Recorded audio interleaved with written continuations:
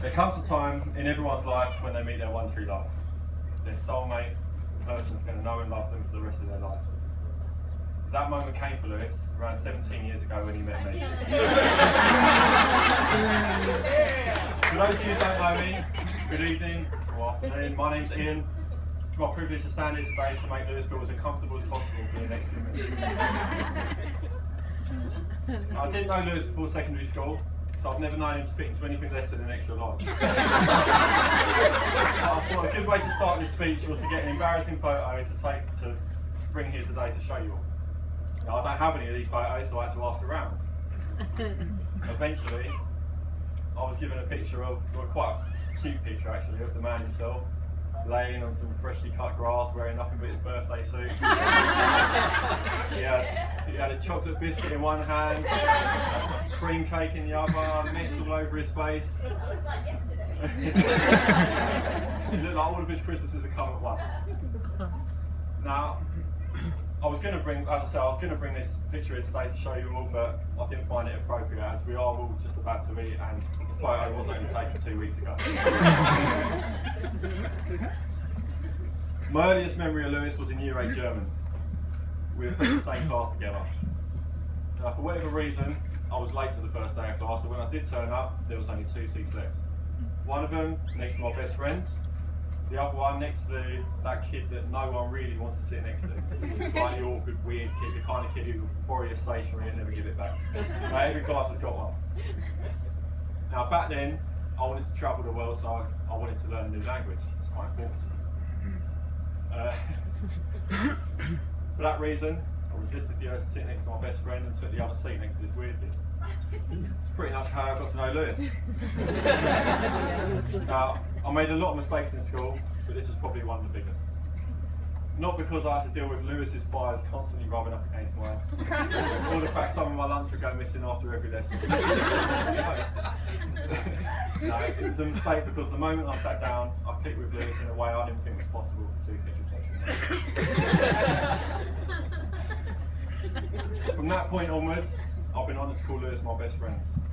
We've done nearly everything together, and I don't think there's a topic of conversation that hasn't come up between us. I can go back to one particular topic regarding who was going to win the Champions League one day, but I don't want to open that can of worms. Let's just say I was right.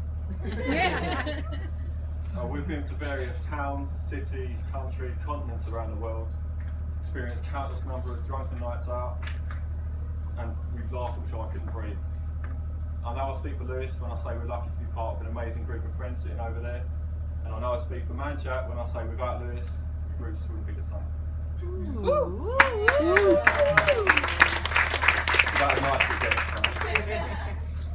Now, Louis B, I know you put a lot of hard work into today, making this day perfect. I think looking around, you can be really proud of yourself. The ceremony was beautiful, this place looks amazing, bridesmaids look gorgeous. Beena, I think everyone in the room will agree with me when you won't see a more stunning bride than Beena.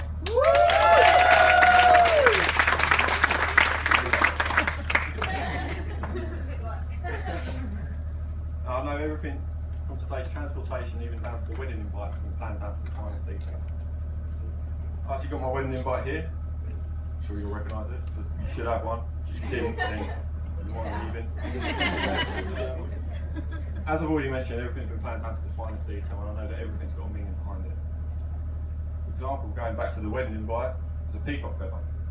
And not a lot of people know this, and I hope you guys don't mind me sharing it, but a peacock's actually a compromise between the bride and groom. You see, you've got Louis. Louis really, really likes peas. Beena really, really likes peacocks. Get your minds out of the gutter.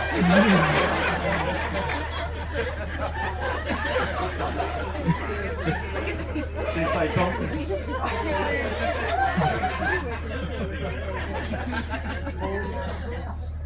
Beena, I still remember the first time Louis told me about you. He called me up on the way home from work one day. He said, "Ears." He calls me ears. We've got a keen sense of smell. Ears. I've seen this girl at work. She's a little bit precious. Oh. Now those are the words he used, a little bit precious. Wow. Naturally, I laughed a lot, because in my mind there's no scenario that makes a description acceptable. When I stopped laughing, I said, okay, Gollum. Of course, Louis didn't know her name. Louis had seen her from afar. He's always been a watcher, almost to the point of being a bit of a stalker. Sure. I know Ray, Nettie, you'll back me up with this, but Louis is the only man I've ever known to keep a pair of binoculars by his living room window. Just to watch people walk by, you need to stop that. Chances are, if you've ever walked past Hyde House down the Edgware Road, felt a cold chill down the back of your neck. Louis has been in a nearby window holding a pair of binoculars. That's nice. Anyway, back to my original story.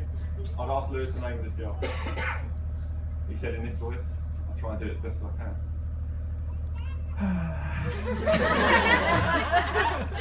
I don't know her name, but she has these big brown eyes and just the cutest smile. I honestly thought at any moment he was going to break into song. Where did you see her, I asked. Again. She worked in Selfridges near my shop, in the luggage department. And that was Bee's name for the first few weeks, luggage girl. Because Louis wouldn't talk to her. Days and then weeks went by, Louis behaving like a lovesick puppy. Occasionally I would ask him, Louis, what's going on? Have you asked that luggage girl yet? He'd get all defensive and be like, no, it's not like that, I'm just waiting for the right moment. Every now and then he'd say something like, well Ian, I like that girl like today. Or my personal favourite, luggage girl walked right through my section today. She could have gone the other way around, but she walked straight past me. It's got to be a sign. It's all true, I'm not making this up. Eventually, after what felt like years, he asked her out. And B, thank God he said. He did not. Oh, thank God you asked him out. One, because I couldn't take it anymore. And two, because Louis met a beautiful, strong, intelligent, classy woman who had the patience to put up with all of his flaws. Now you take one look at Louis and you think, he's single. You get to know Louis and you think, oh, he's got a good sense of humour, nice personality, he'll meet someone eventually. Take one look at Louis and Beena together and you think, he's got to have a lot of money.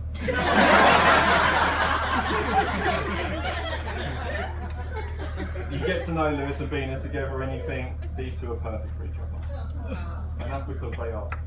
Since the day I got that fateful phone call about the mysterious luggage girl, I knew it was serious. And I couldn't be more privileged to be standing here today to celebrate this very special occasion with you both. Louis, Beena, you are starting out on a wonderful adventure today. Your marriage is ahead of you, filled with exciting possibilities and wonderful opportunities. It is with great pleasure that I say congratulations, and may you have the many years of immense love and happiness. We all wish you the best. We all wish you the best that life and marriage has to offer you to continue your journey. Can I ask everyone to raise their glass and toast to Louis and Beena, to the bride and groom. Now